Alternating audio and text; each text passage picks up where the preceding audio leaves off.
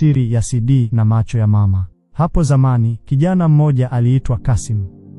Mama yake alikuwa na jicho moja tu.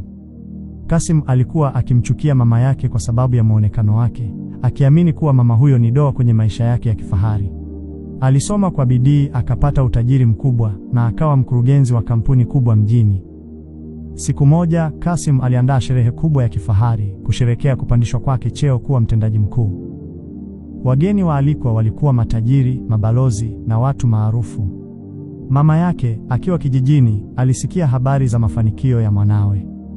Kwa furaha, alivaa kanga yake safi, akachukua kijisanduku chake kidogo na kusafiri mpaka mjini. Alifika kwenye sherehe ile huku akiwa ameshika CD mkononi mwake. Alipoingia ukumbini, Kasim alikuwa jukwaani akitoa hutuba. Na leo tunasherehekea sio tu cheo kipya, bali ndoto iliyotimia. Mara macho yake yakamkuta yule mwanamke mzee mwenye jicho moja. Kasim alihisi aibu na hasira kali mbele ya marafiki zake matajiri. Mbele ya hadhara ile, Kasim alishuka jukwaani, akamfokea na kumdhalilisha. Wewe bibi kizee, unatafuta nini hapa? Nani amekuruhusu uingie kwenye sherehe yangu? Hii ni sherehe yangu, tafadhali ondoka. Mama yake kwa sauti ya upole na machozi alisema, nimekuja tu kukupongeza kama wengine. Na nilikuwa na jambo muhimu sana la kukuambia, nimekuletea siri hii. Alijaribu kumkabidhi ile CD. Kasim alimsukuma na kupiga kelele kwa sauti kubwa. Wewe huna akili. Una matatizo ya akili. Kwa uchungu wa kusukumwa na kukataliwa na mwanawe wa pekee mbele ya watu, moyo wa mama yake ulishindwa kuvumilia. Alizimia na kuanguka chini. Ile CD ilianguka kutoka mkononi mwake na kuserereka hadi miguuni mwa Kasim. Baada ya mwili wa mama yake kuondolewa na gari la wagonjwa, Kasim alijawa na hofu na udadisi. Alichukua ile CD na kwenda ofisini kwake kuifungua. Alipoiweka kwenye kompyuta, alichokiona kilimfanya adonoe kichwa chake mezani. Video ile ilikuwa ni rekodi ya matibabu ya miaka 25 iliyopita. Ilionyesha picha za Kasim akiwa mtoto mdogo baada ya kupata ajali mbaya sana ya moto na gari. Daktari alionekana akisema, Kasim, Salima, mtoto wako ana chembe za kuona zimeharibika. Njia pekee ya kumsaidia ni upandikizaji wa jicho. Upandikizaji? Kutoka kwa nani? Tunahitaji mtoaji hai, hatuna muda mwingi. Ikiwa itamfanya aone, nitatoa langu.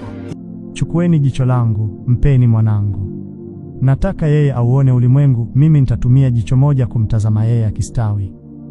Video iliisha kwa picha ya mama yake akiwa amebatizwa bandeji jichoni, akitabasamu kwa uchungu huku akimbeba Kasim mdogo aliyekuwa ameanza kuona tena. Kasim alipiga yowe la kukata tamaa. Alikimbia hospitali, lakini daktari akamwambia ni marehemu tayari.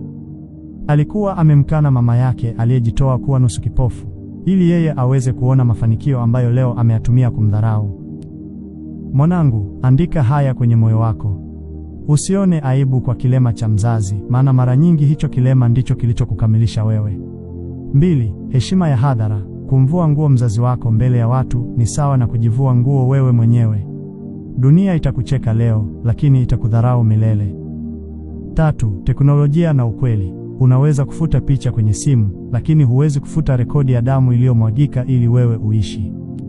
Kijana, usijivune kwa vyeo na utajiri wako mbele ya mama aliyekubeba ukiwa huna kitu.